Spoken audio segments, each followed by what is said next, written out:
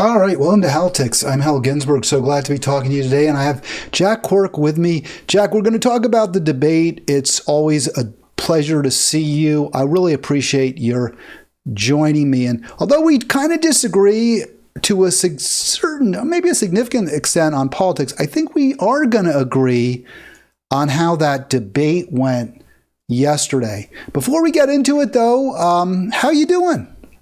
Well, I'm doing great, Hal. I'm doing just fantastic, and I can see you've got the cacistocracy definition up. Yeah, the word of the day is cacistocracy. By the way, Jack knew how to pronounce it. I didn't, but let's just hear dictionary.com pronounce this word. Cacistocracy. Ooh, there was a little sketchiness there, right? But scratchy. No. Cacistocracy. There you go. You got it right. I thought it was cacistocracy, not to be obscene using, but yeah, it is cacistocracy. So, what is a cacistocracy, Jack? Well, it's a system that elevates the least suitable people. And when I first ran into that, I said, "Wow, we finally have a definition for what the United States is." But yeah, that's what it is. And the political parties help with that. Yeah, I mean, So you, even though you are, and I don't want to put words in your mouth, so I'm going to rhetorically state something. Even though you're all in for Kamala, you're not happy with your choices. Is that fair to say? well, no, I'm not. You just have to pick the lesser of two evils. Well, especially if you're in a swing state, that Arizona is where I live, and you can't let the state go for Donald Trump. He's you know I don't know if you watched the debate yourself, but he was on full display there as being completely unhinged, and I can't argue with that, Jack. I did not watch the debate, but after the fact, I watched a whole bunch of segments of it. Ooh, your head's getting all big on me. Yeah, it's a disease I have. My head expands, and then I think it's smart of you to shave it because the hair makes your head look bigger. I'm fortunately not follically challenged because I have a relatively small head. I've been called microcephalic in the past, and without my hair, it would really be petite. So I'm fortunate to at least be able to generate some volume with my hair. I always get the extra large hats. You do have a large cranium there. That's what you keep moving your head. Just stay in the middle if you can, because when your head on your right side, it looks to the left, but when it's on the right side of the screen, I'm missing it. But you're good. You're in the middle now. You could move just a teensy bit to your left relative to the camera. I think you moved there. That's good. There you go. That's good. Yeah. Yes. Ooh, there's the sweet spot. Did the debate in any way change your opinions of either candidate? And I'm going to give my view. We're going to play a lot of clips, but I just wonder if there were maybe the best way to put it, any surprises. No, I'd have to say that my opinion of Kamala Harris is a little bit better than it was in terms of her intelligence. I was very impressed by her. I was impressed by the intelligence she displayed, and I didn't know she was that smart. She is pretty smart. Was there one particular? Now, did you work for her? You were a prosecutor in California in a former life of yours. So actually, I never even thought of it. But was she your boss? No, not. I don't think so. I don't think I was. I think I was already gone by that time. But when she was AG, now she was San Francisco DA, but you were a Monterey County District Attorney, correct? Right. Yep. And were you under the ambit of the Attorney General of the state at any? Were they in your chain of command? Well, I think so. Yeah. Let's put it this way: they had the right to take cases from us if they wanted to. and work on them themselves. That's all I remember. So, But she wasn't your boss at that. She was, if you want to even use that term, correct? yeah, no, I don't think so. It was, each DA's office is fairly independent, but yes, ultimately answerable to the AG. Did you have any sense of her as a prosecutor when I think she was DAG when you were there, because I believe she became California Attorney General in 2008. Is that possible? Maybe it was until 2012. I believe she may have been. I'm going to look it up right now. I'll give you the dates. But it was, I remember when she was DA for San Francisco, and she wasn't going to do the death penalty, and of course I agreed with that. So I thought that was a fairly sensible thing for her to do. Yeah, but she did in fact seek it in some cases, as I remember. Yeah, okay. What I remember was that she wasn't going to. This thing keeps trying to make me go to the left. There was a case where there was, I believe, a cop killer, and she did not seek the death penalty, which I agree with you. I applaud that. I think it showed some real courage. But then subsequently, she pulled back a little bit on her dogmatic refusal to pursue the death penalty. Yeah, I just don't remember exactly. I left California in 2010. I'm going to see if I can get this down. Now, there's unfortunately, Wikipedia is not helping me. She became the Attorney General, I think just after you left. It says January 2011. Is that after you depart? No, you were still in California then. January 2011, she became AG. I left California in 2010. So when we did those shows on the old KRXA, that was all before 2010? Yeah. Wow. Okay. I didn't realize that. Huh. Very interesting. Jack, let's get into, well, I always, for the past 11 months, before any other topic, I feel the need to center the victims of American empire. So we will talk about the situation in the Middle East, specifically Israel, Gaza. And tragically, the killing continues unabated. And we had a very, very deadly day yesterday. I'm not in the least bit surprised. I actually talked about this because there was a report that, in the early morning, Israel attacked a camp and killed dozens, was the report. So now we're seeing that in the official count. Here you go. 64 more Gazans killed yesterday. This is Anadolu Ajansi. That's a Turkish news service. They take the numbers from the Hamas Palestinian health ministry. Those numbers have been consistently found to be accurate to conservative. So just an awful, awful situation. How does the war on, shall we say, Gaza by Israel, now expanded into the West Bank, how does that factor in at all to your considerations in this upcoming election? Well, it doesn't, because, when it comes to Trump or Kamala Harris, I mean, Trump would be worse on that subject too. I mean, he's the one that moved the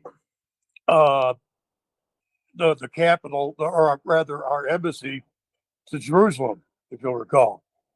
And so, Netanyahu in here, thick as thieves.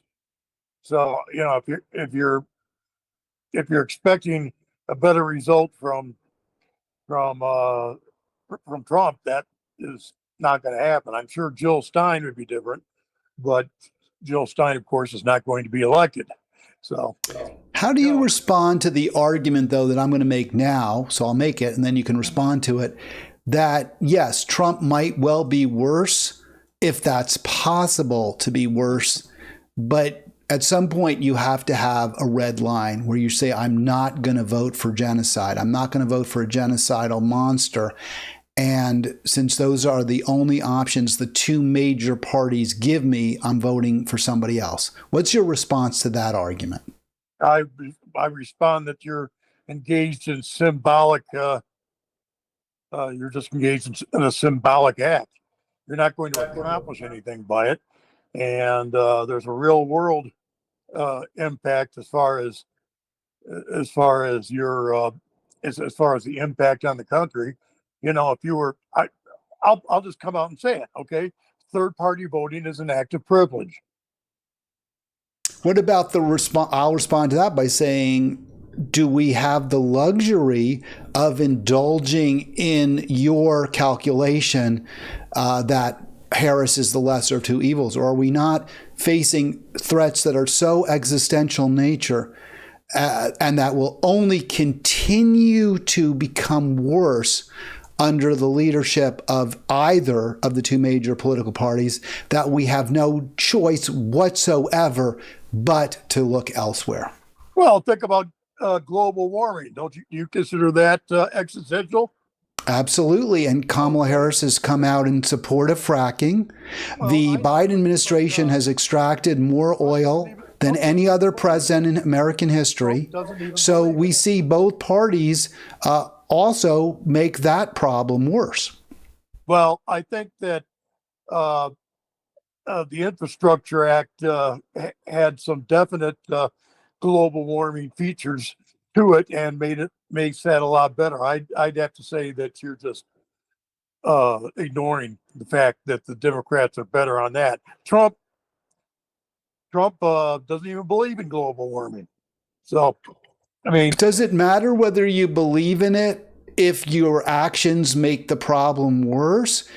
And I don't think it's semantics to say that Biden approved the Mountain Valley Pipeline, even though courts had repeatedly deemed it to be illegal. I don't think it's semantics to say that Biden approved the carbon bomb, the Willow Creek project in the Arctic, as a sop to Senator Joe Manchin, and as part of a deal with the Republicans that he didn't even have to make to raise the budget deficit, the debt limit, the debt ceiling.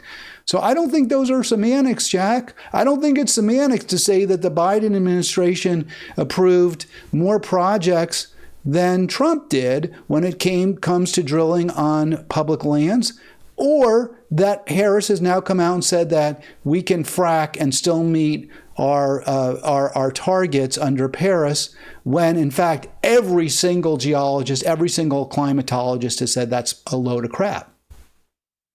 Well, I think you're engaged in magical thinking there. I mean, there are political realities. You know, the president isn't a dictator, okay? And the fact that he has to make deals with members of the opposing party, and Manchin is essentially a Republican himself, you know, that's just part of life.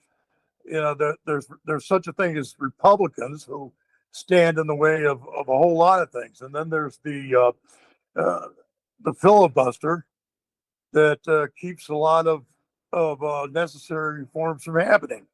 You know, I mean, so I don't, you know, and so you're just imagining that if you vote for Jill Stein, you know, on the if she miraculously came into power, first of all, she doesn't have dictatorial power just because she's president.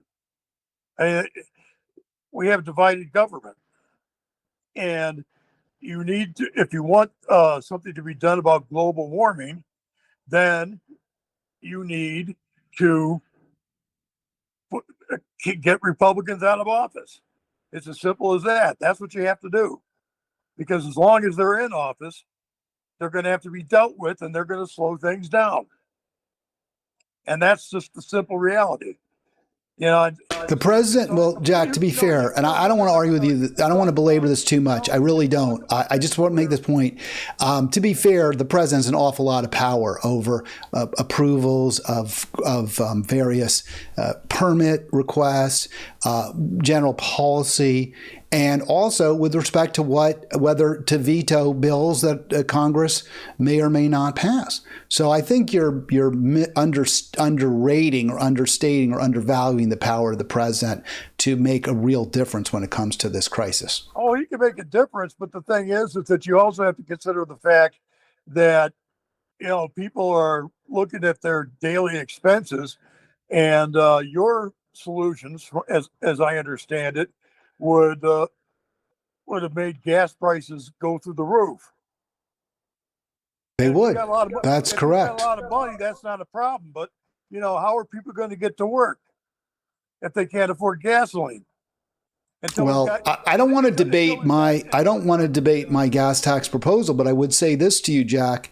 If we don't make the cost of fossil fuels relatively more expensive, then how can we ever save the planet? And don't we have to do this right now? Do we have the time to, I don't know what you want to say, transition in a more slowly and deliberately? Do we even have that time?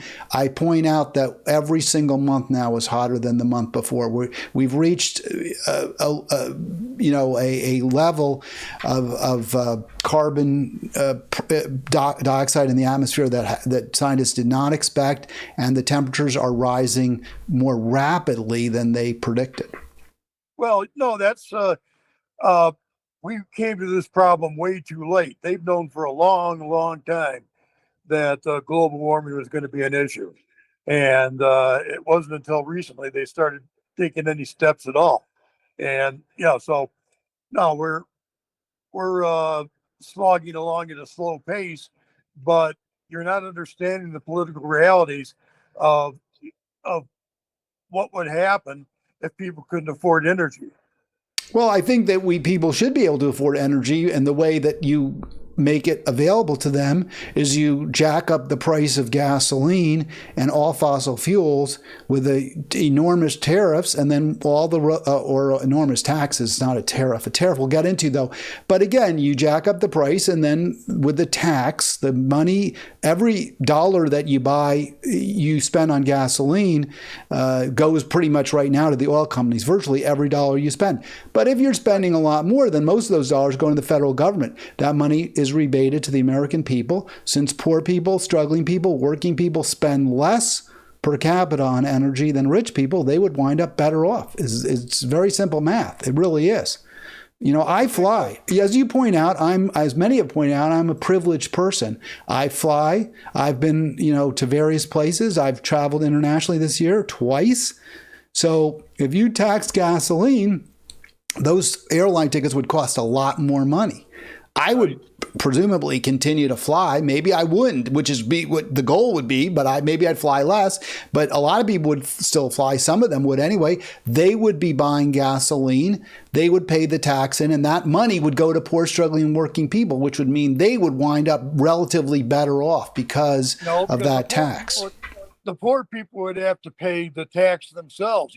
Yeah, but they're getting the money back, Jack. They're getting the money back that's put in by the corporations and the elites. They're getting it back. And then they'll have the resources to purchase, fuel from clean, green, renewable suppliers who all will now have a tremendous advantage because their competitor, the fossil fuel industry, will have higher prices. What you do is you subsidize green energy. Okay, that's what you do. But you can't. The problem with the sale doesn't work, Jack. We've been doing that, and our consumption keeps going up. Don't let me finish. I'm telling you that if it does work, if you subsidize, it's always worked if you subsidize green energy, windmills, whatever, solar, whatever. I mean, electric cars. It always works to subsidize the industry. That's how the oil industry got where it is now. It basically gets subsidized with tax breaks. So I mean, there's, so the way that you do it is you you actually, you use the tax, obviously, but you don't do it in a way that's going to actually be oppressive to those who are poor. The only fair tax when it comes to poor people, and the only sensible thing that you can do when it comes to that, is an income tax. You base a tax on somebody's income. All other taxes are regressive. That's And, true, except and if you rebate the tax revenues, then they are no longer regressive because rich people consume more, which means they will pay a higher tax and they will get relatively less back than they put in versus poor people who consume less. So it's true, sales taxes tend to be regressive. But the purpose of the tax is ultimately not wealth redistribution, although I agree that's critical. The purpose of the tax is to disincentivize the consumption of fossil fuels since they're destroying the planet. And we want to have a planet for our future, for the future. So that's the purpose. Now, in terms of if you want, I agree with you. We have to greatly redistribute wealth and income. And the way to do that is much higher taxes on income. We should have a 90+% top marginal tax rate. Capital gains should be taxed at the same rate as ordinary income. But you know that Kamala now has pulled back on Biden's proposal to do just that. She said, no, capital gains should be taxed at a lower rate than income tax. I assume you have a problem with that than ordinary income tax. of course I do. All income should be taxed the same. That's clear. You know, and the that's a different subject than what we were talking about, which is, you're still expecting poor people to front, to front that, that what you're trying to accomplish. You're expecting them to come up with the money in the first place, and they don't have the money to come up with it in the first place. Even if you say that, you're going to rebate it, you can't rebate it if they can't afford it to begin with. And no, you rebate it to everyone, period. So someone who lives in an apartment that has very efficient heating, doesn't drive, only bikes to work, they'll still get the rebate. Everyone gets the rebate. Everyone gets exactly the same rebate. But I understand your point about fronting the money. And one way I heard that argument before, well, you're asking people to pay the tax before they get the rebate. So my answer to that is fine. Start the rebate process a week in advance. Send people checks. Send people checks first, then raise the price of gasoline. I got a simpler plan. Just subsidize green energy industries. Well, we don't have to. This is actually a little bit off the point, which is which party deserves your vote, if either. So, I know you don't like what I proposed, and you've raised a lot of objections, which other people have the same ones. I think they're unfair, as I made clear, but I'm not winning that argument. So, in the sense, I'm not convincing anybody or not convincing people who disagree with me. So, I don't know that it's valuable at this point to continue it. I'm just saying, what the Harris-Biden team has done so far has not reduced our carbon footprint any more than what Trump did reduced our carbon footprint. Well, I think that it's the amount of CO2 that we're pumping into the atmosphere it's not where it used to be. I think it's more than ever, actually. Right in front of me. We are making progress on that, but it's just that we need to keep at it, and we need to get I suppose we could go back to horse and buggy, but I don't think that a lot of people are going to go along with that. So, well, I mean, that's the point of why you have leaders. We need leaders to very clearly explain exactly why we need to transition away from fossil fuels. Well, I think that Biden certainly has made that point. I mean, it's clear that we have to transition from fossil fuels. There's no question about it. But he's not actually doing it. He may have made the point. He may say it, but he's not doing it. He's not saying, well, this is why I'm not approving the Mountain Valley Pipeline. This is why I'm not supporting the Willow Creek project. This is, and during the, he used the Ukraine war as a pretext to greatly increase our production of liquefied natural gas, which we then shipped to, which we then started to try to ship to Europe, although that's run into some major stumbling blocks, fortunately. Let's get into and Jack, I'll give you this. I'm going to throw you a bone here. Hey, stop moving your phone. You're moving your head around. Leave it. That's perfect. I know it's hard though because you're with the phone, but if you can stay somewhat centered, because otherwise we lose you. I'll throw you this. Yes. Trump probably would be worse, although the tariffs that he proposes are better because they stimulate domestic production, and nothing's worse for the environment than all those container ships churning up the Pacific Ocean, spewing out diesel fuel, and the jets that zoom north and south carrying your fresh strawberries and blueberries out of season. So at least the tariffs would have made a little bit of a dent in our use of transportation.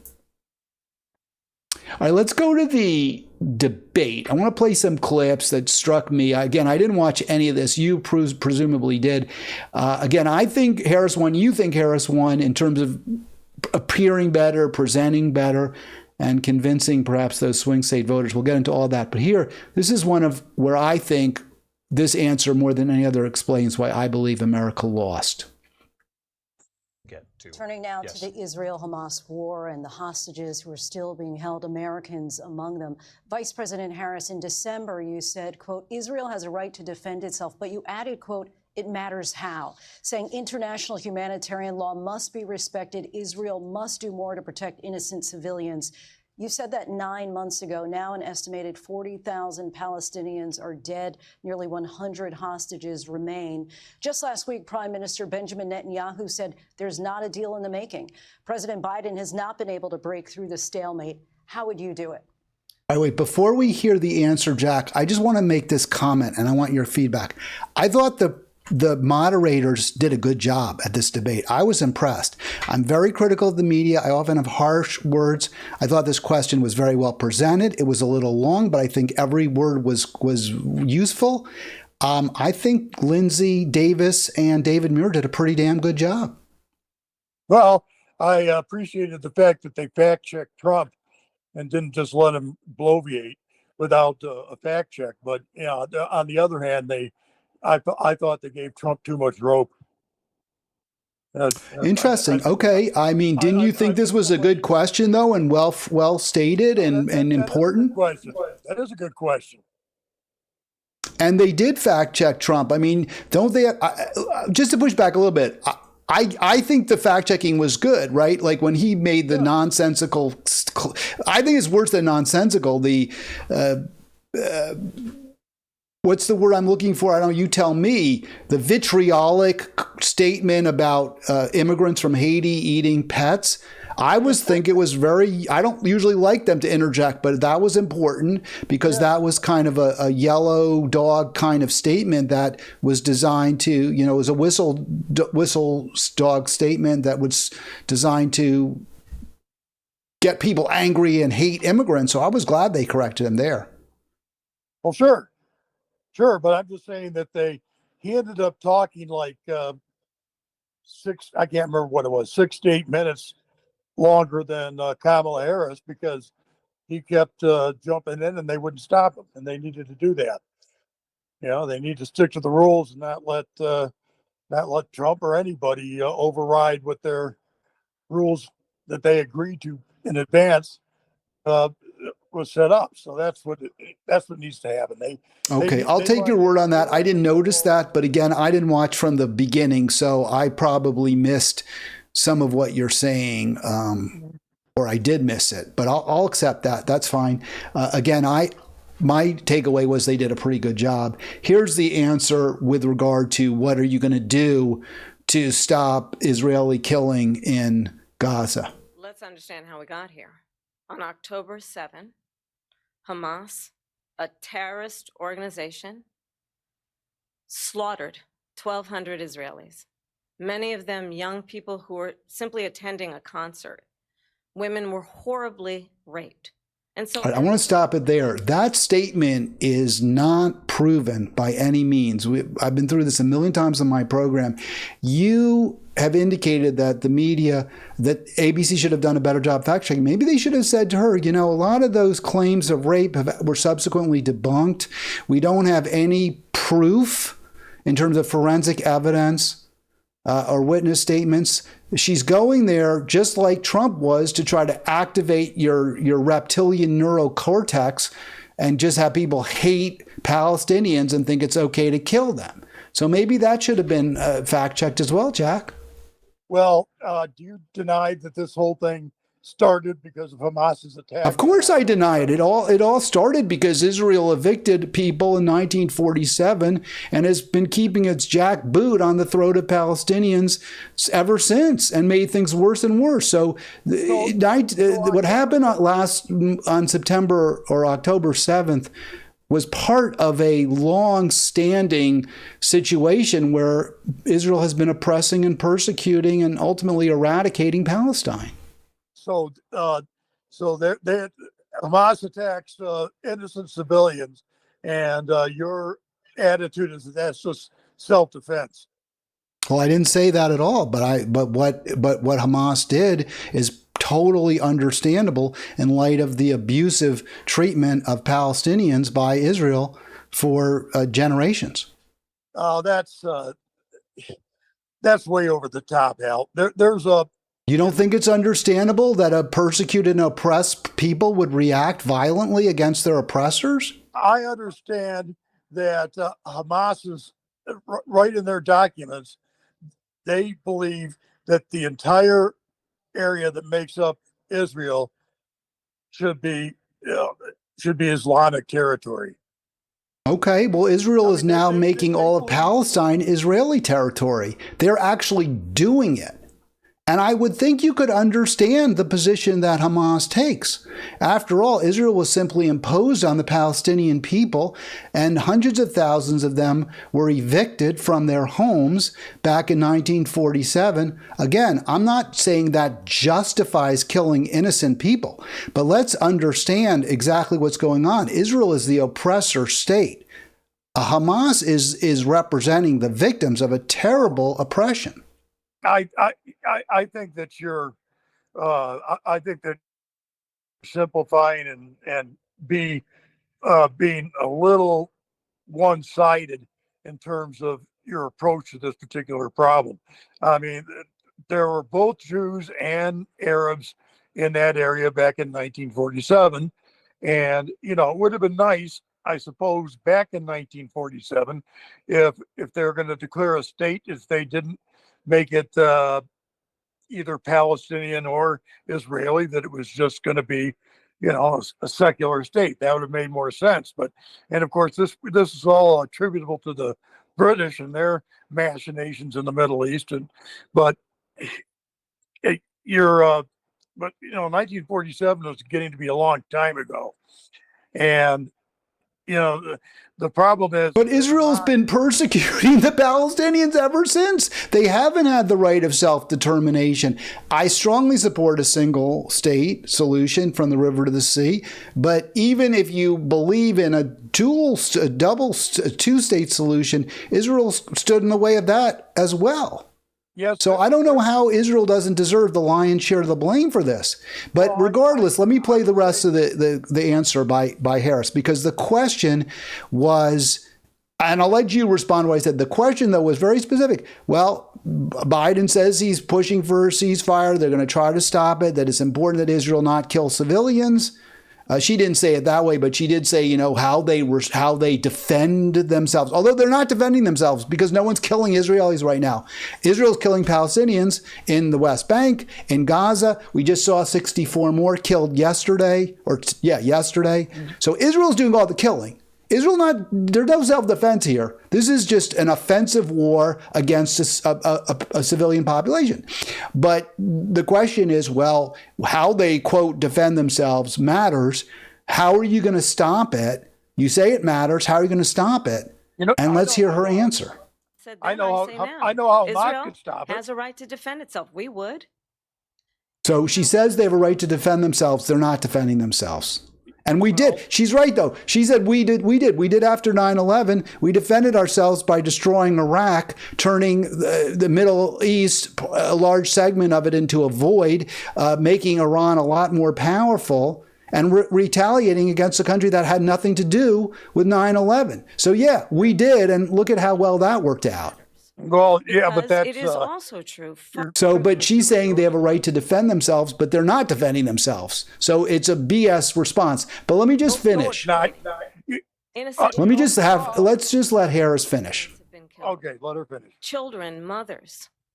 What we know is that this war must end.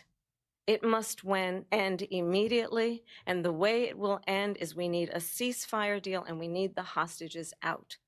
And so we will continue to work around the clock on that. Work around the clock, also understanding that we must chart a course for a two-state solution.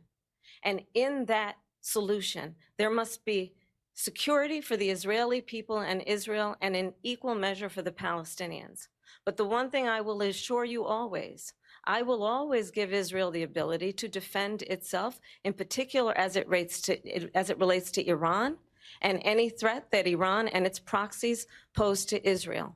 But we All right, let me stop it there because Trump has a response to that.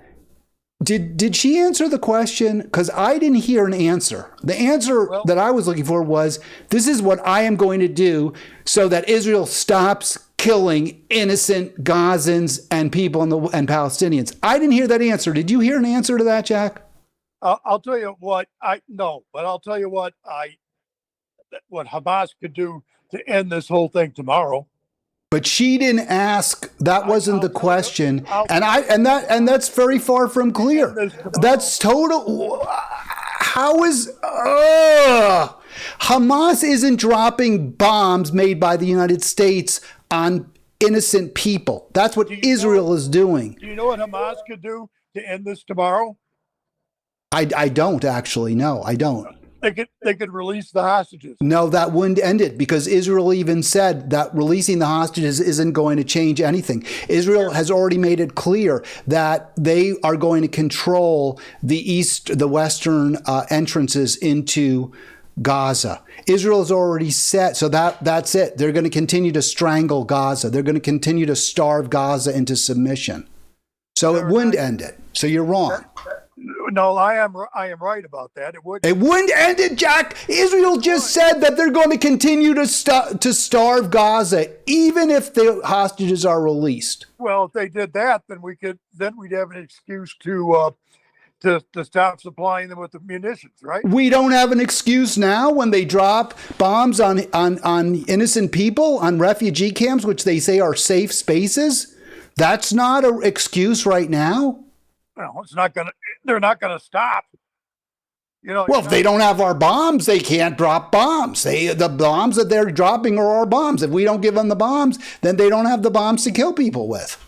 No, that's right. That's right. No, I'm not trying to excuse Israel's reaction to the situation, but I just think that your approach to it is entirely one-sided. It's a lot more complicated than what you're saying. Yeah, it's sort of like my approach to stopping the Holocaust in Europe during the early 40s is Germany should stop killing Jews. That's a one-sided approach, right? I'm not saying it's complicated and we need to help, maybe the Jewish people need to be a little bit less money grubbing, and, we can understand maybe why the Germans are mad at them. No, I don't take that sort of complicated approach when it comes nuanced approach. Germany was killing Jews. Israel is killing Palestinians. That's all. It's just that simple. But the difference is we're helping Israel. We're providing the weaponry that Israel is using. Jews in Germany were not firing missiles on Berlin. Hamas fires missiles into Israel.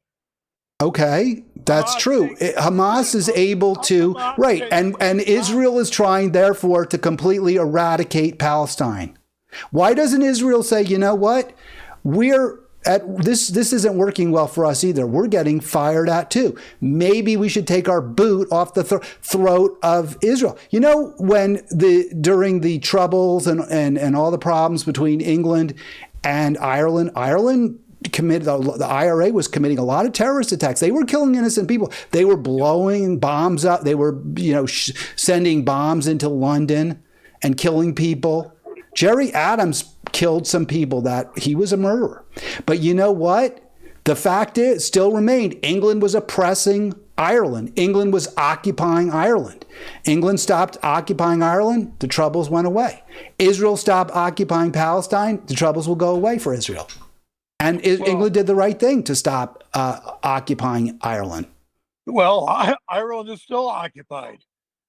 Well, Northern Ireland is, but not. But that's because they had a referendum, and the people in Belfast are like, well, okay, we'd rather be there. We're Protestant. We'd rather be under the Queen or now King. That's okay. That's their decision. Well, it's like what happened was they moved a lot of people from the British island over into Northern Ireland, and in Ulster, which is what that area is actually called, and so it's not really Irish that are saying we want to be part of the United Kingdom. It's transplanted British. Well, they are. You can say that, but some of those transplanted. Separate thing. That's a completely separate thing from what we're talking about. If and when you talk about the IRA, all right, what did they actually accomplish? Nothing. They didn't accomplish anything. And Hamas is the same thing. Ireland is an independent country. It is an independent country. That's what they accomplished. It was an independent country when they. It wasn't in 1916, Jack. They were an independent country when IRA started doing that. And the memory that we have in our lifetime, the stuff that the IRA was doing was, Ireland was already an independent country. The point is, I so don't understand your perspective here. Israel is killing innocent people. It's just that simple. And you're somehow blaming Hamas for that? How does that make any sense? Israel is starving Gaza. Israel is creating a humanitarian crisis with our money and our weaponry. I don't understand how you can see any other way around that. Israel is using terror, right? It's using terror to try to get Hamas to, I don't know what, just give up everything. And that terror is destroying the country. And Kamala Harris has said, we have to stop Israel should stop being so awful to Palestine. But I have no way to, but when asked, well, what are you going to do to stop it? She has no answer. And you're okay with that. Well, okay. What would your solution be? We immediately cut off all supplies to Israel, every last weapon. And then if Israel kept killing Palestine, I'd send our military in to protect the Palestinians. I see. Well, Israel is an historic ally, so that's not going to happen. Germany could have been so what? A country does a bad thing. I mean, it's the worst thing they could do. There's nothing worse than genocide. So what if they're a historic ally? What is that? What relevance is that? That makes it worse. That means what they're doing is worse because they're doing it with our support. You keep comparing the Israeli-Palestinian situation to what happened in Nazi Germany, and those situations are completely opposite. There is absolutely no comparison between the two because there weren't any Jewish people firing missiles at Berlin. Okay? The Jews did not rise up in violent revolt against Germany. They didn't.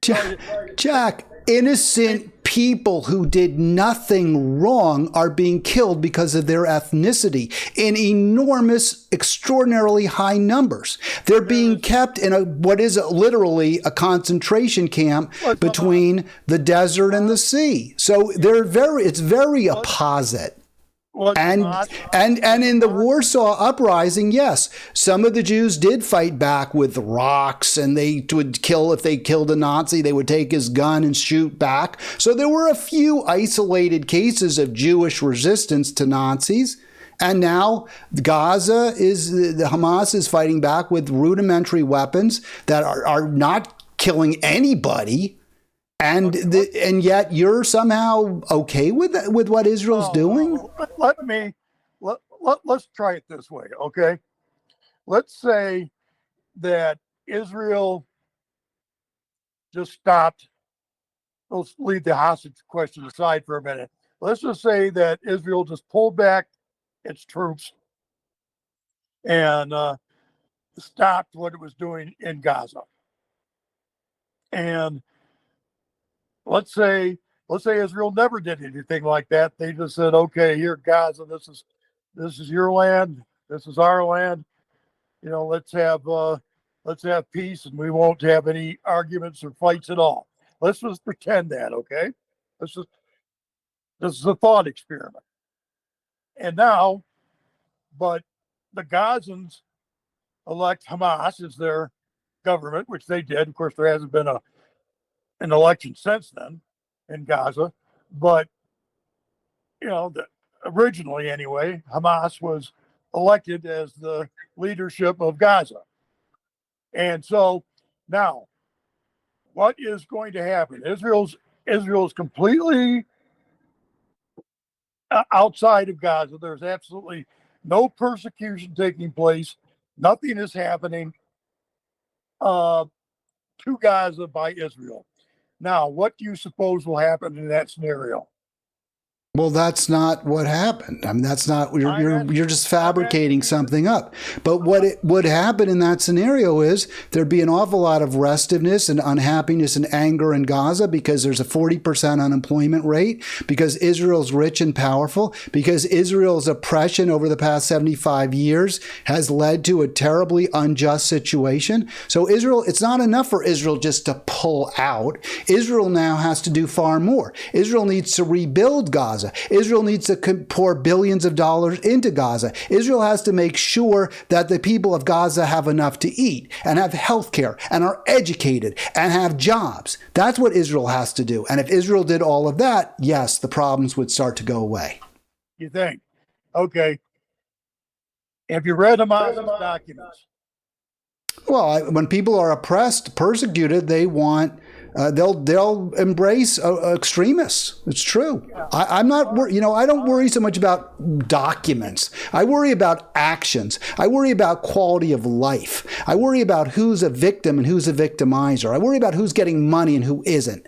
And right now, Israel is wealthy. Gaza is poor. The United States is wealthy. Gaza is poor. The United States is supplying Israel with weaponry. Gaza is getting killed, eliminated, eradicated. So my goal is to end that. And if I don't want Hamas to be empowered, then what I would do is I would work with Gaza so that their lives improve and say, hey, maybe we need a different way than to try to kill each other. And maybe Hamas evolves and maybe it doesn't. If it doesn't, then hopefully they'll elect somebody better. But the fact that Hamas is in power now doesn't justify what Israel's doing in any way. Well, what, Israel, listen, okay, I'll tell you what I think. Israel is responding in a rather scorched earth fashion. I can't deny that. But what I think that actually before even this happened, I thought that we should stop supporting the Netanyahu government because of the settlements on the West Bank. He was violating international law with those settlements. But I think it would be a good approach to just I guess control things from our standpoint, saying, look, if you're going to elect a government like Netanyahu's government, then we're just not going to support you. Now, I don't think there's too much worry that China would try to take our place or anything like that. But so I agree with you as far as that goes. and I'm no fan of Netanyahu at all. I think that a long time ago we should have stopped supporting Israel because of Netanyahu. But what I don't agree with is that is the is the fact that you paint this situation in in some kind of in terms of moral simplicity. That situation in Israel is not simple. It's not a simple situation. It's not like there's a bad guy and the good guys. Hamas is not the good guys. They're just letting there's one group that's killing the other. There's one group that's eliminating the other. I don't, I wouldn't even say that the Nazis versus the Jews was a good guys and a bad guys. There were really, really, really bad guys, is what there were. Yes. And our moral imperative was to stop those really, really bad guys, and we did. And now there are really, really bad guys in Israel who are killing Palestinians, and our moral imperative is to stop that. No, I think that what you've got there is you don't understand. Hamas has been killing Israelis. They're not doing it right now. And the reason they're killing, it's just, yes, Hamas has been killing Israelis, but that's because of what Israel's done to Hamas. If Israel stopped killing Gazans and were to make a fairer, juster world for Palestinians, then the threat to Israel would largely evaporate. Would it end completely? Probably not. But, that's because when you do really awful things for a really long time, the people that you hurt are angry, pissed off, and want to do harm to you. When they see their parents blown up, when a mom is holding a dead baby in her arms, that was a direct result of a sniper. Then the older brother who sees that is thinking to himself, seeing the tears pouring down out of his mom's eyes, the first thing I'm going to do as soon as I get to be 14 years old is get a machine gun and kill every single Jew I can kill. So I think we should understand that's human nature. Right. You allow Hamas human nature, but not the Jews in Israel. Of course I'll allow them human nature, but they're the ones with the power. No, you don't. And they're using that power to oppress and persecute a whole group of people and now eradicate them.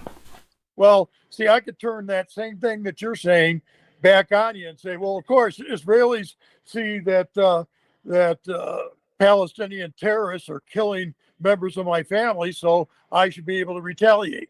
But the funny thing about that is you'd think that, but the hostages' families are actually blaming Netanyahu. They recognize that the eye for an eye policy that Netanyahu is promoting has actually made them far less safe. And they have far more alternatives. They have freedom of movement. They have some political power. They have agency. The Palestinians have none of that. All right, listen, we've worried this to death. We've gone completely off the rails, not at all where I wanted to go. Jack, I always try to give my guests the last word on a topic. So go ahead, give a brief, if you can, last word, and then let's move back to the debate to maybe areas where we'll find more common ground. Well, I agree with you in terms of what the hostages' families are talking about, and I agree that would be a better approach at this point. I'm not a supporter of Netanyahu. I just my objection to your approach is that it's just a little. It's oversimplistic. It doesn't understand the entire history of that region, and a little hyperbolic. I'm a simple man, Jack. I have a simple approach. I told you get the last word. I'm not going to argue with you. I'm just going to say I'm a simple person. Let's get to this debate. We've gone, like I said, off the rails. I so appreciate, let me just say this. I truly appreciate Jack joining me. If you want to see more great programming, I'm going to say it's great because Jack's here. If you want to see more great programming like this, please click like, please click subscribe. Really appreciate it. Got a call yesterday. If you want to try to join us, we'll take your call, 240-242-5646. Got a call just as we shut down yesterday, so I didn't take it on, but I really appreciated that as well. Let's go to the debate, Jack. I thought this was one of Kamala's better moments. Maybe you don't agree. See what you think. Oh, I think I'm going to tell you that I have traveled the world as Vice President of the United States. And world leaders are laughing at Donald Trump. I have talked with military leaders, some of whom worked with you, and they say you're a disgrace. And when you then talk in this way in a presidential debate and deny what over and over again are court cases you have lost because you did in fact lose that election, it leads one to believe that perhaps we do not have in the candidate to my right the temperament or the ability to not be confused about fact. So I thought that was very powerful, Jack, although she went on a little bit long, maybe at the very end. But look, I mean, she's right, isn't she? And even the statement about I don't like hearing about how our president is a laughingstock, but I think it's probably true. I don't think there's any doubt. He's embarrassing. He's an embarrassment. Yes, of course. Of course he is. I mean, I have absolutely nothing to add to what she said and nothing to try to refute. All right, let me play another clip here then, since we both agree that was a moment where she definitely earned points. Here's another one where I think Trump might have had an opportunity to maybe gain a little positive reaction. Jack, let me just try to get your full head in there, but we're having trouble with it, so probably should just accept he's going to move around a little bit. Here's where another one of Trump's lowlights. Just to go into another subject, what they have done to our country by allowing these millions and millions of people to come into our country, and look at what's happening to the towns all over the United States. And a lot of towns don't want to talk. It's not going to be Aurora or Springfield. A lot of towns don't want to talk about it because they're so embarrassed by it. In Springfield, they're eating the dogs, the people that came in. They're eating the cats. They're eating. All right, so, she's, I cut it off there. That's where Muir ultimately jumped in and said, well, that's just been debunked. That's not true. And I think he was right to do that, Jack. Is that going to play? Look, you and I look at that and we think that's just your jackass, basically. Is that going to, by the way, not enough, though, for me to say I'm going to vote for the other horrible person on that stage. Jack, is that going to play well in Mesa? Well, I don't know about Mesa, but, look, I've been online looking at the Trump supporters, and the thing about debating Trump or trying to come up with any type of rational discussion with his followers, it's like that. The same thing as playing chess with a pigeon. You've heard the saying, the pigeon will just knock over all the pieces and strut around like it won. And that's what, that's what it is. Well, I'd be honest with you. I don't think that's the case here, though, because that pigeon may be eaten for dinner, given what swing state voters and undecided voters, at least before the debate, had to say. Well, I just don't know how people are responding to it. I know how the media characterizes it and the people that it interviews, but but I don't know. I mean, someone might have looked at what Trump was doing there and thought that he was making some great points about Haitians eating cats and dogs. So I just well, that's why I asked you, because to me, like to you, that's. I mean, come on, man. Really? This is where you're going? This is what you think will help, but you're saying maybe. Well, that's what I was asking you, because you're out there and. Pinkish, purplish, whatever the right, blue and red is purple. So I guess purplish, Arizona, but you don't really have an idea how that'll go over. Well, I mean, I haven't interviewed any Trump supporters as to what they think was going on. I've just seen some stuff online. But it's, they're not admitting defeat. They're not standing up and saying, yeah, I guess we've been wrong to support this madman all along. Because, that's not where they are. But you wouldn't do that either, right? I mean, let's say that Kamala had a bad night. You wouldn't be saying, oh, well, it's all over. I can't support her now. You wouldn't say that either. No. So we're just factionalized. We're in our own sauce. By the way, I was going to start the program, and I'm sorry I didn't. Donald Trump's got to be saying to himself, I don't know if he is, because he doesn't ever, there's no, I don't think, any self-awareness whatsoever. But the biggest mistake he's made by far, in my opinion, was agreeing to that debate with Biden before the convention. He never should have. If he hadn't agreed to that debate, then Biden would have been the nominee, and he'd probably lose. Your thoughts? I agree. I mean, what was Trump thinking? Was Trump thinking I have a better shot against Harris? No, I mean, there's no way that he knew in advance that Biden was going to withdraw and Harris would take his place. And he's not that prescient. But I don't think that required such, Nostradamus to figure that one out. I mean, it seemed like, if you were, at least from where I was sitting in this chair, the Democratic elites were trying to push Biden out. They recognized he wasn't going to prevail, or he had it was a long shot, and that there was a good chance that they would use a poor debate performance to elevate Harris. So it seems to me that this was something Trump could have foreseen, actually. That got some strength. That got strength after the debate. That movement really started after the debate. Now, there were some on the Democratic side that were saying maybe Biden's a little too old, but that didn't really pick up until after the debate between Biden and Trump. All right, let's go back to the clips I have. This is another area where, again, I think Trump came off very poorly, but it was one where I think he had a better answer, and he should have had that answer ready to go, but he didn't. So I'm going to play it, and then I'll give you what I think he should have said. Mr. President, you recently said of Vice President Harris, quote, I didn't know she was black until a number of years ago when she happened to turn black, and now she wants to be known as black. I want to ask a bigger picture question here tonight.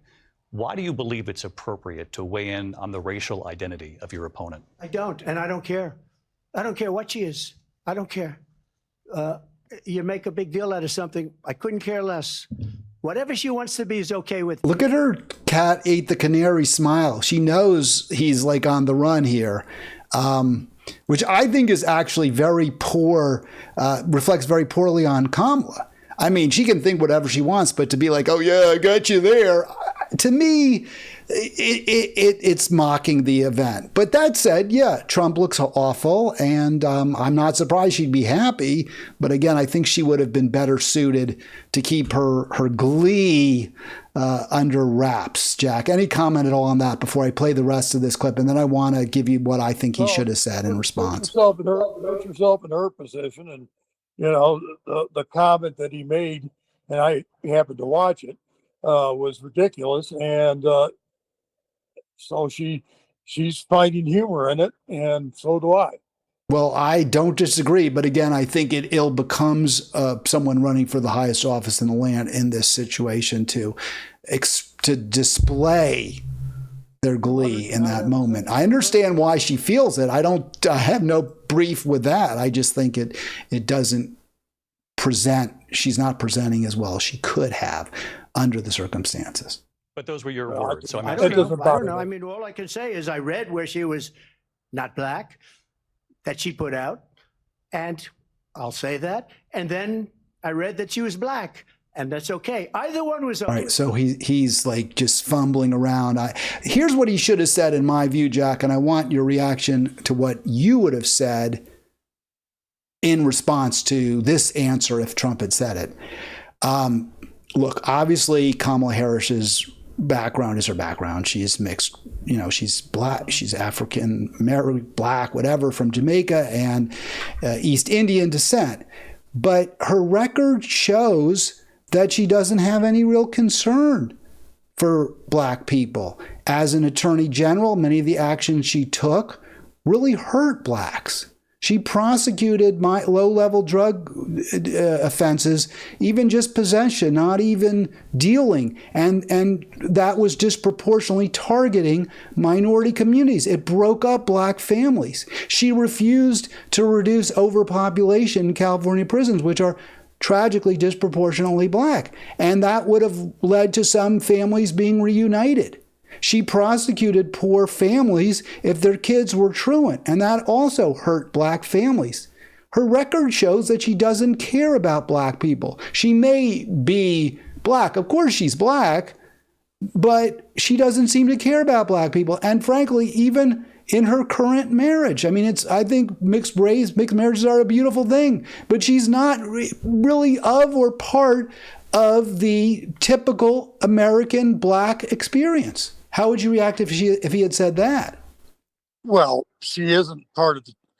First of all, Trump would never have, the social sensitivity to make a statement like that. Second of all, of course not. But what if he had? How would you react? Would you be like, "Oh no, he actually had something there that made sense"? Well, no, I don't think it actually makes sense, because obviously, if you're talking about the typical black experiences being poor and having the accoutrements of a disadvantaged life, well, then obviously Kamala isn't going to have that. But if Kamala had that characteristic, she wouldn't be running for president to begin with. I mean, it's a privileged position to be someone who runs for president of the United States under the banner of one of the major parties. So it would just be pointing out that she's a privileged individual. But her policies, though, of course, but her policies have shown insensitivity, indifference at best to the plight of poor, struggling, working people. As a prosecutor, your first job is to enforce the law. Okay? You don't say as a prosecutor, okay, I'm not going to prosecute this, and I am going to prosecute that. That's not your job. You're an enforcer of the law. Okay, so she's supposed to enforce the law. Federal judge says to her, this happened, this isn't some speculation. The California prisons are overpopulated. We've held that over and over again.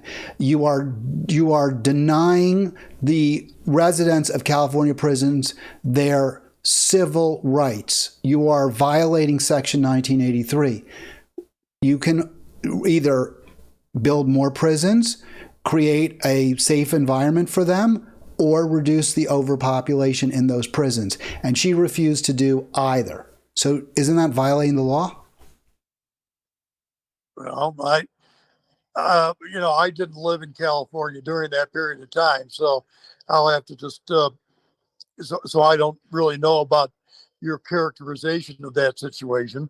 But, first of all, she's not the director of prisons in California. She's an attorney general, yes. As a matter of fact, I believe the attorney general does oversee the Bureau of Prisons in California. I thought that would be the Department of Corrections.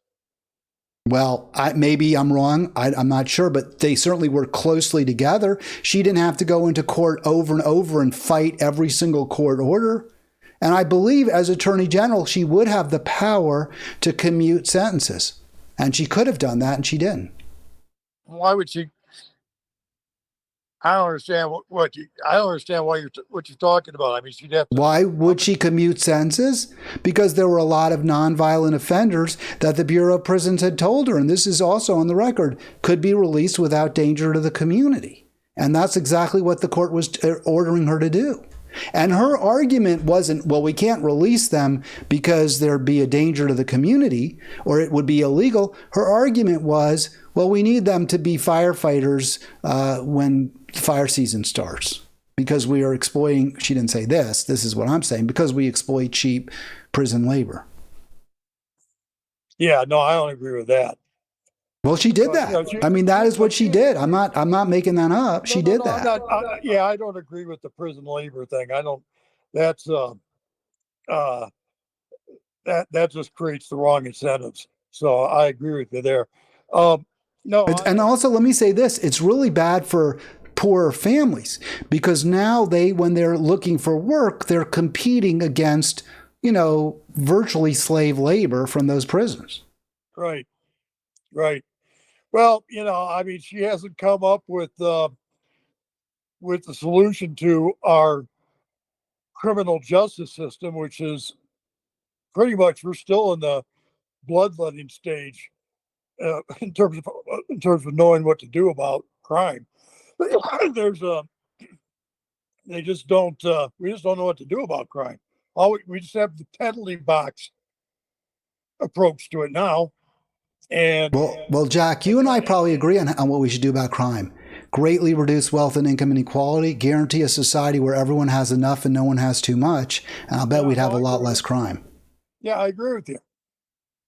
All right, let me play a few more clips. All that said, and I'm critical of Harris. Well, I'm not even really critical. I'm critical of Harris's record there. Yeah, I didn't think it was becoming of her to smile when Trump was floundering. But the bottom line is Trump was floundering. Trump looked really bad in that debate.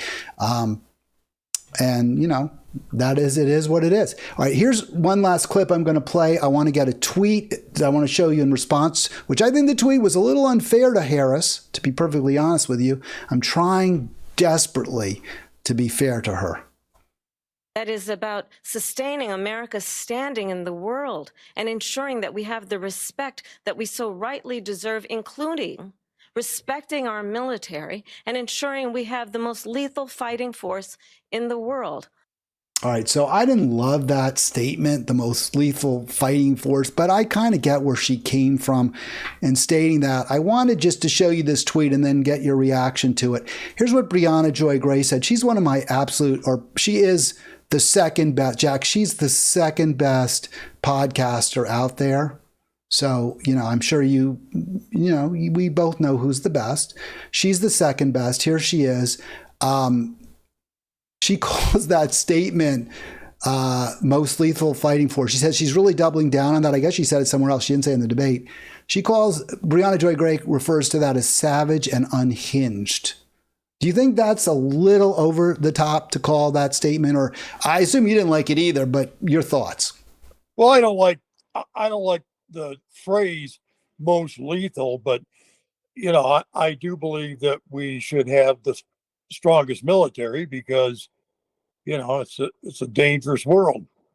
You know, it's like the world is like there's no real United Nations doesn't really have any power or any effect, and it's when it comes to international relations, it really is dog eat dog, as we can see in Israel, as we can see. But of course, our strong military has probably made things less safe and done a lot more harm, arguably, than good. I think is certainly a response. Those are the politicians. Those are the politicians. Well, but we vote for them. We vote them in office. I don't blame the generals so much as the politicians. I'm with you there. I saw this at Halitics. By the way, one of my caller yesterday, and I forgot to mention this. I'm sorry, caller, if you're listening from yesterday. You can find more debate, more conversation all the time on Facebook at Halitics, the group Halitics. There's a lot of really good arguments back there. Jack, I hope you'll join them sometimes. A lot of good back and forth. I haven't seen you too much weighing in at Halitics, but I hope you will. So that's another place where you can get your fill of Hal, plus all my, and really not me, but our viewers, listeners, people who are members of that group. And also all the videos are linked there pretty much, maybe not all, but pretty much all of them are linked there. If they're not there, they're at Halitics on YouTube. Jack, what was I going to ask you? Oh, yes, to promote you. I call you Radical Catholic because you wrote for Radically Catholic, and you are certainly a big believer in wealth and income redistribution, and that is radical, tragically, in American society today. Do you have a website you want to direct people to? Anything you want to promote? I don't have anything going right now as far as that goes. I'm trying to work on a long-term project, and I haven't. And I keep writing and rewriting it, but I'll get back online with maybe another blog or resurrect one of the blogs I had. So I don't have anything to draw people to right now. This is talking to you is my major online presence. Well, I really appreciate your taking the time, and I kind of went after you a little bit on the Israel question because, as you said, I'm a simple man and I see it very simplistically, and I'm horrified. I'm aghast at what Israel's doing. You know, maybe you're right. Maybe I'm being a little too one-sided in my criticisms. I don't know. But to me, it's so awful. And it is, you said it's not like the Nazis. To me, I see it as very similar to what the Nazis did. And the world stood by and watched for a while, for a long while. Now I see it as even worse because at least my country is not just standing by, it's helping the eradication of an entire group of people. And so I can't be, for me, I'm not measured. I'm not even-handed. I'm very, very tendentious on that. I think that what Israel is trying to accomplish is, the Hamas hides in tunnels and they have their offices in hospitals and things like that. They do hide behind their civilian population, and they don't really care what their actions do to their civilian population. That's another objection I have to Netanyahu's approach to this problem, is that he's doing exactly what Hamas wants him to do. All right. Well, I won't respond to that. As you can imagine, I could respond and we could argue for another 3 hours, but I'm not going to do that. I don't want to do that to the viewers, and they've heard my position many times, so they get to hear yours. I do urge you, please do subscribe. I'll show that little meme there one more time. What about this? This news. This was posted on Halitics. You give this? You think this is a needle mover, Jack? Taylor Swift's endorsement? Well, she's got a lot of sway with a certain segment of the population. I mean, it's that situation kind of snuck up on me. I wasn't as conscious of her existence until she became a member of the Kansas City Chiefs, but but but I was aware of it. I thought, I'm not a fan of her music, but she's. I think that she'll draw a lot of votes Kamala Harris's way. I mean, she's got the. I think it's a bit. I agree. I don't know if it's going to be that many votes, but you know what? It's a super close race. In a super close race, every vote matters. She is very, very popular across the country, certainly in many swing states. I think it definitely could have some impact on the race. Maybe not a huge impact. Maybe, they say celebrity endorsements generally don't mean much. But Taylor Swift has universal appeal, at least among white voters, and I think that could make a difference. You even mentioned, look, her football, right? The fact that you know her through football. A lot of people do, right? The Kansas City Chiefs. This is not really a swing state team. Missouri is a red state, but that said, people follow them from all over the country. Well, yeah. So, especially since they're a good team and they're in the playoffs and championship. Yes, but So, I don't know exactly what her sway impact is, but I think she's more than just a regular celebrity. I mean, I think she's close to Beatles status. I'm with you. I mean, she's now a billionaire. I mean, to me, that's not anything to be really proud. But I agree. She's number one, right? I mean, I guess the Beyonce fans would say she is. We seem to hear more about Taylor Swift these days, but maybe that's just the media I consume. I don't know. Last few points, Jack. We've gone well over the hour. You bring it. You, as always, bring it. I wanted to just leave us with a couple of little slides here. I think maybe tell the story of that debate better than anything Jack, or certainly than I could say. Maybe Jack could say something else, but let me put this on the full screen here if I can get it to fit, which is there's always issues.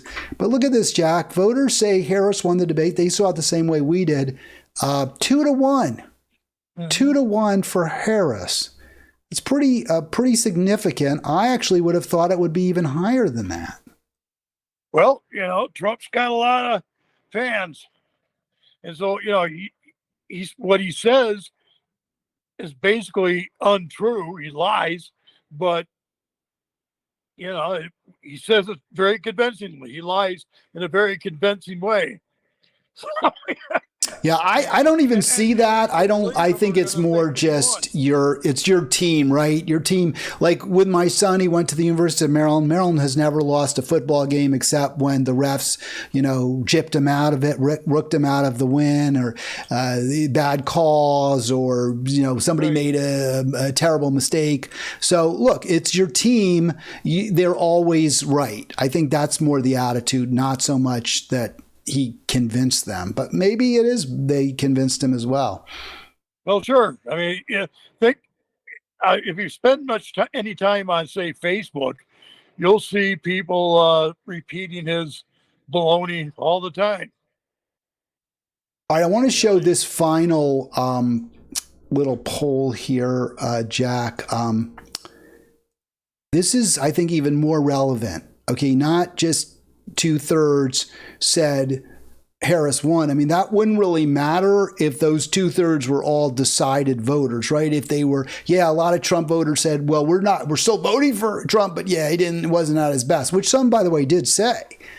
Yeah. But this is from swing state voters. Here's the how the views among swing state voters change. And these were all undecided voters, according to the Washington Post. This, to me, is really significant. Look at that. Probably Harris, or definitely Harris. I think there were, 30 people in this, something like that. Let me add it up. 15, 18, 20, 24. So probably Harris. It was broken, or 25. You had, at the beginning of the debate, 12 probably Harris, 10 probably Trump, 3 undecided, completely undecided. After the debate, from 12, those either probably or definitely Harris went up to 15, and 5 now say they're definitely. None did before. And Trump lost 4 votes. No one said I'm definitely for Trump. This was a bad night for Donald Trump. Oh, sure. Well, he's disintegrating in public. I mean, there was Biden was getting the most of the flack about having dementia and having his brain go, but I think I think Trump is actually more in that camp than Biden ever was. I don't think Biden really has dementia. I think he's just slowing down. He's in his 80s, and I didn't think he'd be able to go through a whole campaign himself. So I think his dropping out was a good thing. But no, Trump is disintegrating in public. He looked really bad. I don't disagree I do disagree that Biden is less demented than Trump. But again, this shows just how terribly Trump miscalculated by giving Biden that shot at the apple, or giving the Democrats a chance, an opportunity, a very good opportunity for the Democrats to get rid of Biden. How Trump terribly miscalculated, and I think that will cost him the election. I want to get a few more comments in from others. This is someone I have very, very, very little respect for, but what little respect I had before has increased somewhat. From Marianne Williamson. This is my view. I agree with this 100%, or almost 100%. No matter which of them wins, it appears there will be no fundamental disruption of a system in which the rich get richer and the poor get poorer. Tens of millions lack health care. Corporate power continues its reign of economic terror. Climate change remains unmitigated. 60% of Americans live paycheck to paycheck. And brute force continues to be our main problem solving modality. That's correct, that we're using brute force to solve problems, which usually makes them worse at home and abroad. Here's where I'm not sure I agree with. She is less dangerous in the short term. Maybe that's true, but they both represent a system that leaves the majority of Americans to fend for themselves within an unjust economy and an increasingly dangerous world. Your reaction to that statement, Jack? Yeah, I don't disagree with what she's saying. I mean, that's true, but you've got to do more than just simply talk as far as when it comes to these issues. Marianne Williamson, she's she seems to be a compassionate individual, but and she's doing the right thing. Actually, I have to say, she enters the Democratic Party and tries to change it, and there needs to be more of her. See. But what's your solution, Jack? If you agree with her and me that both candidates suck, what's your solution then? Which is, as I understand it, beyond voting for Harris because she sucks less, what's your solution? What Marianne Williamson is doing. She doesn't run third party. She gets into the Democratic fray and is trying to bring others along with her. It did no good. It did nothing. That's what you said before. Well, we need a Dem enter, but and that was the criticism AOC lodged against the woman you're going to see. We're going to close with her, Jill Stein. But what has AOC accomplished? Again, we've seen things only get worse, not better. Well, you can only accomplish it when you achieve a majority status. The fact that if you're a minority within the party, you're not going to have control. But it doesn't help to just go off into your own little ideological ghetto. You've got to work to become a majority within the party. But that hasn't happened, and doesn't appear to be happening either. They're losing. The so-called squad is actually is getting smaller. It's shrinking. I know that's a problem. But that's the other piece. You have to convince the American public that what you stand for is the best solution to their problems. You just have to do the work. Well, it doesn't appear to be working. I think where you're getting where I think you're missing the boat a little bit is you're suggesting the Democratic Party can be changed. I think it's impervious to change. I think it actually corrupts those who enter it. So I don't think it's just a question that you have these really good people like AOC and whoever else, Cori Bush, and they're doing everything they can. They're doing what they can. I think they become less good once they become elected, once they get power, as you are very well aware because you're well educated and you're literate. Power does corrupt, and absolute power corrupts absolutely. So these people get a little bit of a taste of power, or they're deluded into thinking that access equals influence, and they betray the people who counted on them. History refutes what you're saying, because I'm old enough to remember when the Democratic Party was the party of segregationists. There were some segregationists in the Democratic Party, but there were also people who wanted a 90+% marginal tax rate on people. Yeah, and the Democratic Party is the party that led to the civil rights movement. Enormous Democratic majorities in both houses and a Democratic president are who signed the civil rights legislation, passed and signed the civil rights legislation. What I'm saying is that the Democratic Party does change. Political parties do change over time, and this one's gotten worse. And you've seen an example on the other side of how the Republican Party has changed by the Tea Party movement. Right. So why haven't the AOCs of this world done the same thing? The Tea Party was a minority, and yet they had real influence, real power. Right. So, but it seems like the fraud squad had no influence. They're a minority too. Why didn't they use what influence they had even as a minority? Because they haven't. They don't have the grassroots support at first. So they have plenty of grassroots support. Here's the left has a problem, and the problem is that it eats itself alive. It's got a lot of ideology and stuff, but if you're not a pure, I'm not a socialist, but if you look at the history of the socialist parties in the United States, all those socialist parties, they've all supposedly agreed on one thing, but they couldn't get together. So you're talking about a human institution and saying that it's impervious to change, and that's just not true of any human institution at all. All right, let's go to final word. We'll get Jill Stein on video, and then we'll hear Jack's response, and then we'll call it a day.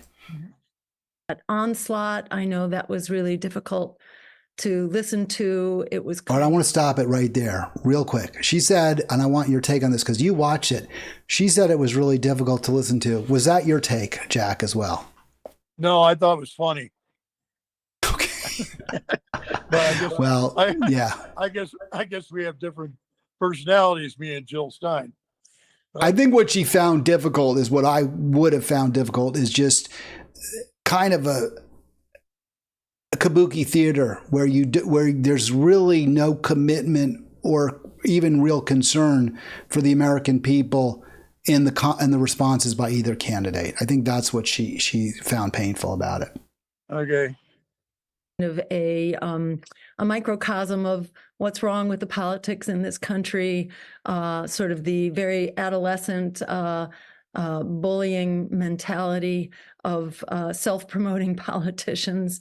That was really kind of a nonstop session of misinformation, omitted key issues, the elephant in the room, of what Americans are really struggling with was sort of entirely absent, whether you're talking about the healthcare crisis, crushing inequality, the struggle of workers, the struggle of people who are renting their housing, who are 1 to 2 paychecks away from being evicted, homelessness rates that are off the charts, 60%, over 60% of Americans living paycheck to paycheck. Each candidate wanted to claim that they, were miracle workers for the economy, and, it's just kind of adolescent mudslinging. So that was a real achievement to survive. So I'll make a few observations about where we are and what we actually need. One thing that we need. All right, I'll stop it there. She could go on, but I don't think we need to. Before we hear your response, I just want to I want to ask you a question, and then we'll end with you, Jack. Can you empathize at all with my position after listening to Jill Stein, after watching that debate? Can you empathize at all with my position that both candidates are very, very bad for our country and that we have no choice if we want to make things better, but to go in a different direction? Well, yes, but I don't disagree with that statement by itself, but I disagree strongly with you and Jill Stein as to the method of how that would take place. You know, it's just ahistorical to think that the American political system can be anything other than a two-party system. It always has been, unless you make strong constitutional changes. You're going to that's the system you're going to have. Let me illustrate by pointing out that if a candidate for president doesn't get a majority of electoral votes, the House of Representatives decides who the president is. Now, let's suppose in some fantastic world that Jill Stein puts up a strong showing and is actually able to get a third of the votes. And what you would accomplish is that nobody would get a majority of the Electoral College, and the House of Representatives would decide who is president. And since the majority, and it's one vote per state, and since the majority of the states are Republican, well, we'd end up with a Republican president. And the thing is that we find that in the Democratic Party, you mentioned the squad and stuff like that, the really so-called progressive groups are having trouble actually becoming a majority of the Democratic Party, and that's partially due to people like Jill Stein, who basically go off into her own ideological ghetto, and that is, but it the so-called progressive movement needs to get a grip on the fact that it needs a majority support in order to be victorious. You can't just close your eyes and wish for things. And that's what she's doing. And with all due respect, that's what you're doing. If you want to get if you want change, you got to pick one party or the other, and take a page out of the Tea Party's book, because they did it, and the left can do it too. And All right, Jack, I'm going to call that the program, unless there was something else you wanted to put out there. I promised you the last word. I think you got some pretty pointed comments, and I appreciate them. But is there anything final you want to say before we bid adieu to each other? Adieu. Just that I'm watching myself on this screen, and I'm painfully reminded of how bald-headed I am. But other than that, I want to give you this, Jack. You finally got yourself perfectly centered. You look good there. I appreciate it. And, I think it's okay for a guy to lose his hair as long as he's got that nice big head like you do. And it's also well-shaped. It's not like you have like a bulge or some kind of weird lump or something that's sticking out. So, no, it works for you. Yeah, well, I'll figure out next time. I'll try and figure out a way to keep my head centered. And well, you figured it out. You're centered now. It's perfect. It looks really good. Well, too bad the show's over. It doesn't matter. It's too late now. We're ending it. Jack, thank you so much. Really, my pleasure, my honor, I should say, to have Jack with us. And I'll be back tomorrow. Hopefully, Jack will indulge us, and specifically indulge me again. I guess I'm always going to be accepted on sufferance. That is Jack's sufferance of me. Thanks, everyone. Have a great afternoon.